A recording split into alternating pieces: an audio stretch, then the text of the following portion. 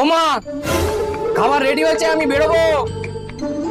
সকাল 7টার সময় তোমাকে আগে কে খাবার করে দিতে? হ্যাঁ, যাও বাড়ি গিয়ে খেয়ে নেবে। শরীর খারাপ বৌমার, সকাল থেকে সবাই মিলে চালিয়ে যাচ্ছে।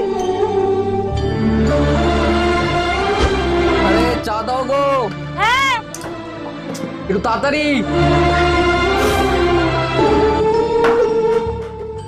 এই এখনো শুয়ে যা, বৌমার হেল্প কর। যেই একটা মানুষ এসছে অমনি তোকে সুখ পেড়ে গেছে, তাই না? যা। এই বাথরুমে প্যান কেন রেখেছিস? বৌমাকে দিয়ে ধোয়ানোর জন্য না? ছোটবেলা থেকে কি শিখেছি? হ্যাঁ, যা গিয়ে ধো। মা, একটা কথা বলার ছিল। এটাই না যে আমি তোমাকে এত সাপোর্ট কেন করি? দেখো, মেয়েরা বাপের বাড়িতে অনেক আদর যত্নে মানুষ হয়, আর শ্বশুর বাড়ি আসলে এক ধাক্কায় পুরো জীবনটা পাল্টে যায়। সবাই তাকে গোলাম মনে করে, ঠিক যেমনটা আমার সাথে হয়েছিল। কিন্তু